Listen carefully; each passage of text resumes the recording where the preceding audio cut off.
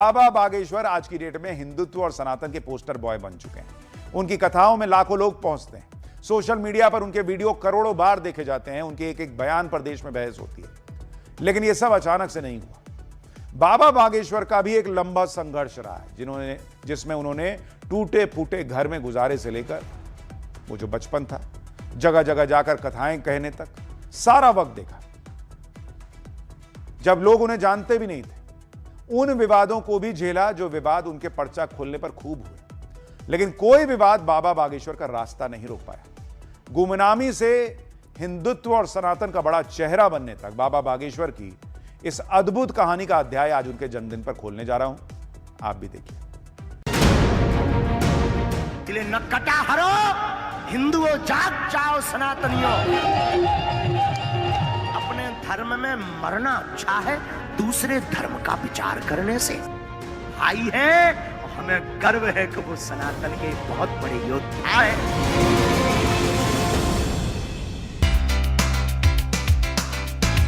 इसे कहते हैं एक साधक का सिद्ध हो जाना। जब देश के प्रधानमंत्री बागेश्वर धाम के धीरेन्द्र कृष्ण शास्त्री को अपना छोटा भाई बताने लगे। हमारे समाज को बांटना, उसकी एकता को तोड़ना ही इनका एजेंडा है। इस माहौल में मेरे छोटे भाई धीरेन्द्र शास्त्री जी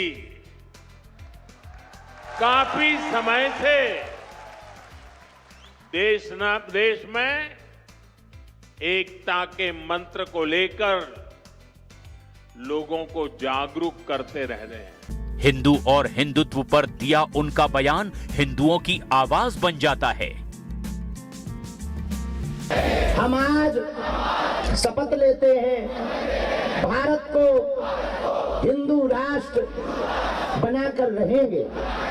हम आज शपथ लेते हैं 24 घंटे में 1 घंटा सनातन के लिए कार्य करेंगे।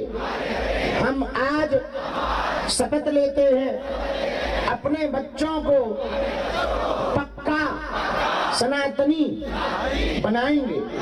झोपड़ी बनी थी यहाँ धाम पे और हम झोपड़ी में बैठते थे, दरबार लगाते थे। कभी एक छोटा सा गांव, एक टूटा फूटा घर, सीमित साधन, और आज देश के सबसे बड़े कथावाचकों में नाम, जहां लाखों भक्त उनके दर्शन के लिए पहुंचते हैं, जहां मंच पर पहुंचने के लिए नेताओं को भी इंतजार करना पड़ता है, जिस मंच पर हर पार्टी के नेता अपना माथा टेकते हैं, जिनका हर बयान करोड़ों घरों में श्रद्धा से गुजरते हुए हिंदुत्व के लिए सबसे बड़ी मुहिम बन जाता है। ये महज एक चेहरे की कहानी नहीं है, ये उस सफर में लगे मेहनत का प्रसाद है जिसने गुमनामी से निकलकर बाबा बागेश्वर को देश के सबसे चर्चित धार्मिक चेहरों में ला खड़ा किया।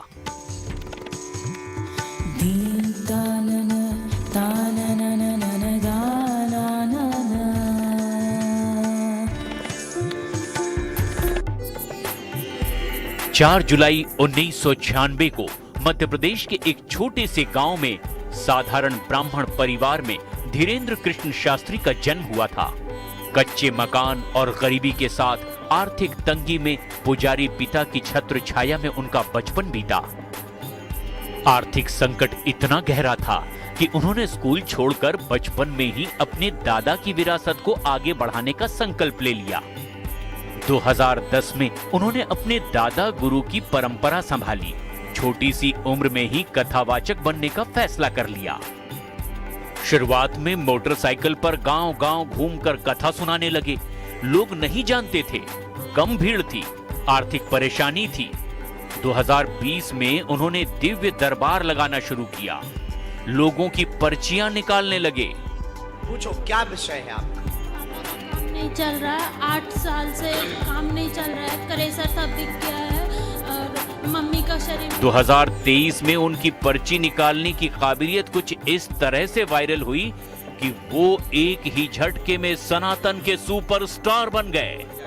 अभी तुमने एक मित्र के साथ में चर्चा की है तो रिश्तेदार को मत करना, अकेले कर। हम जिनका पर्चा लिखेंगे, किसी का भी, हमें भी पता नहीं वो किसका होगा, तुम पुरुषों में, महिलाओं में, बगल में खड़े, आगे खड़े, तुम्हें सौगंध है तुम्हारा पहचान भर का ना हो, बाकी तुम उठा लाना।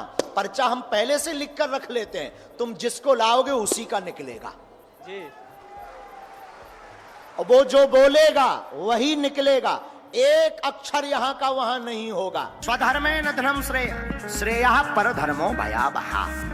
हिंदुत्व पर बिना लाग लपेट के बात की, पर्चियों से अतीत जानने का चमत्कार हुआ।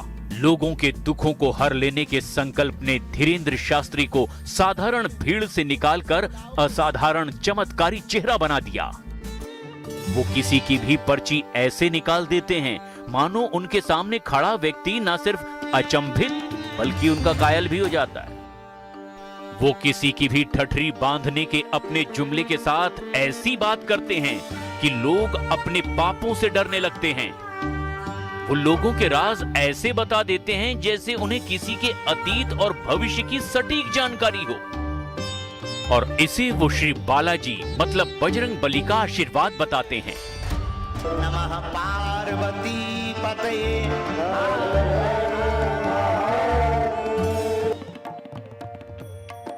पाठशाला में खुल रहा है बाबा बागेश्वर का पूरा अध्याय। उस चेहरे, चरित्र और व्यक्तित्व का हर पहलू जो महज 5 साल में हिंदुत्व और सनातन का फायर ब्रांड और सबसे विश्वसनीय चेहरा बन गया। महज 30 साल की उम्र में अपने दिव्य दरबार को राष्ट्रीय स्तर तक पहुंचा दिया। उनकी एक एक कथा में लाखों करोड़ों लोगों की भीड़ जुटती है उन्हें सुनने के लिए। लेकिन जो कहते कि भगवान नहीं होते, दिव्य शक्तियां नहीं होती, ये माइंड रीडिंग है, एक ट्रिक है, विज्ञान है, उनकी ठटरी। और चाहे वो तुम भी हो, तुम्हारी 2 ही जन की ठटरी। वो बिना लाग लपेट के खुलकर सनातन धर्म की बात करते हैं। वो हिंदू एकता और हिंदू राष्ट्र की अवधारणा पर खुलकर बोलते हैं। वो सनातन का डंका विदेशों में जाकर बजाते हैं। वो जात पात से ऊपर हिंदू एकता की अपील करते हैं। हर विचारधारा, राजनेता, फिल्मी हस्तियां और बड़े कारोबारी उनके दरबार में हाजिरी लगाते हैं। इसके बाद वो खुद को गंवार और साधारण व्यक्ति बताते हैं। लेकिन कहते हैं कि जो व्यक्ति सबकी जुबान पर सीधे चढ़ जाता है, जो शख्सियत असाधारण तरीके से शीर्ष ऊंचाइयों को छूने लगता है, वो चेहरा कुछ अच्छे तो कुछ विवादों की वजह भी बन जाता है। बाबा बागेश्वर की सबसे बड़ी खासियत यह है कि वो बिना लाग लपेट के बेधड़क बोल देते हैं और इसी को लेकर कई बार वो विरोधियों के निशाने पर आ जाते हैं। जबकि बागेश्वर बाबा साफ साफ कहते हैं कि वो सनातन और हिंदुत्व की बात करते हैं, वो कोई राजनीतिक बात नहीं करते। आप खुद देखिए, आज की डेट में बड़ी बड़ी हस्तियां भी बाबा बागेश्वर के पास आती हैं, चाहे किसी दल से हों, चाहे वो किसी विचारधारा से हों, नेता हों, फिल्मी दुनिया के हों, बिजनेसमैन हों। हिंदू समाज की एकता के लिए वो सबको जोड़ने की बात करते हैं। जाति की राजनीति करने वालों को कतई पसंद नहीं आती है बात। सनातन का डंका वो विदेशों में जाकर बजाते हैं, ये बात सनातन विरोधियों को पसंद नहीं आती। लेकिन किसी संत की पहचान सिर्फ उसके भक्तों से नहीं होती, उसके विरोधियों से भी होती है। जिस दिन किसी संत का हर बयान टीवी स्टूडियो की बहस बनने लगे, सोशल मीडिया का ट्रेंड बनने लगे, राजनीति का मुद्दा बनने लगे, समझ लीजिए वो सिर्फ कथा नहीं कह रहा, वो समाज के भीतर एक नई बहस खड़ी कर रहा है। और धीरेन्द्र कृष्ण शास्त्री के साथ भी कुछ ऐसा ही हुआ। दिव्य दरबार में जब उन्होंने पर्चा खोलकर मन की बात बतानी शुरू की, तो विरोधियों ने उनके चमत्कार को अंधविश्वास बताना शुरू कर दिया। जब उन्होंने हिंदू राष्ट्र की बात की, तो उन पर समाज को बांटने के आरोप लगे। जब उन्होंने बढ़ती जनसंख्या, लव जिहाद और धर्मांतरण पर तीखे बयान दिए, तो उन पर बीजेपी के करीबी होने का आरोप लगा। लेकिन इसका भी उन्होंने करारा जवाब दिया। उन्होंने उनकी पर्ची और हिंदुत्व पर उठाए सवाल पर विरोधियों को ऐसा जवाब दिया कि इसके आगे विरोधियों के सवाल छोटे और उनका कद और बड़ा लगने लगा। आज की तारीख में वो किसी हिंदू हृदय सम्राट से कम नहीं हैं। उनके चाहने वाले हर पार्टी, हर गुट और समाज के हर तबके में मौजूद हैं। उनकी तारीफ करने वालों में ऐसे लोग शामिल हैं जो खुद समाज में बड़ा प्रभाव रखते हैं।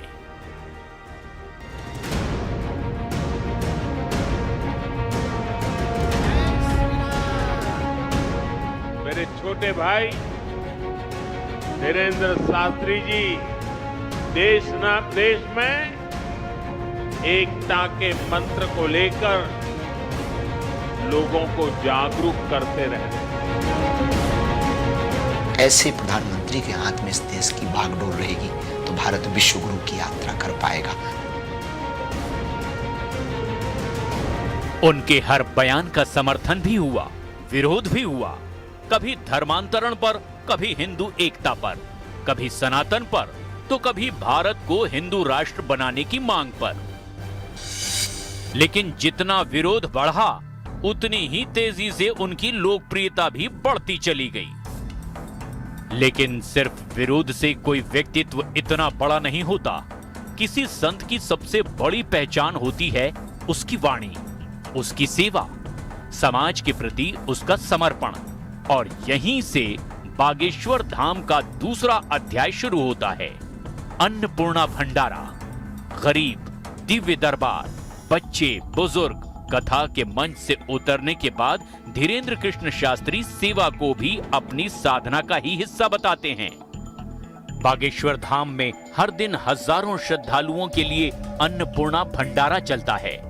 दूर दराज से आने वाले लोगों के लिए भोजन, रहने की व्यवस्था और सेवा के अनेक प्रयास इस धाम की पहचान बन चुके हैं। बागेश्वर धाम का नारा है कि कोई भी भक्त भूखा नहीं सोएगा। बागेश्वर धाम में भक्तों के लिए हर दिन मुफ्त खाने का इंतजाम होता है। श्रद्धालुओं के लिए सस्ते 60 से 100 रुपए में कमरे उपलब्ध कराए जाते हैं। धीरेन्द्र कृष्ण शास्त्री के समर्थक कहते हैं कि वो सिर्फ प्रवचन नहीं करते, बल्कि सेवा को ही सनातन की सबसे बड़ी शक्ति मानते हैं। और जब आस्था सेवा का रूप लेती है तो उसकी पहचान मंदिर की चौखट से आगे बढ़ जाती है। इसी सोच के साथ बागेश्वर धाम परिसर में स्वास्थ्य सेवाओं का विस्तार करने की पहल भी की गई। लक्ष्य है ऐसे लोगों तक इलाज पहुंचाना जो आर्थिक वजह से बेहतर चिकित्सा से दूर रह जाते हैं। बाबा बागेश्वर का मानना है कि धर्म तभी सार्थक है जब उसके साथ सेवा का भाव जुड़ा हो। बागेश्वर धाम के पास धीरेन्द्र कृष्ण शास्त्री गरीबों के लिए बड़ा अस्पताल बनवा रहे हैं। इस Bageshwar Dham medical and science research institute का शिलान्यास प्रधानमंत्री नरेंद्र मोदी ने पिछले साल फरवरी में किया था। करोड़ों की लागत से यह अस्पताल 10 एकड़ में बनाया जा रहा है। पहले फेज में 100 बेड का कैंसर अस्पताल बनाया जाएगा। इस अस्पताल का मकसद गरीब और जरूरतमंद मरीजों को मुफ्त इलाज मुहैया कराना है। हमने जब माताजी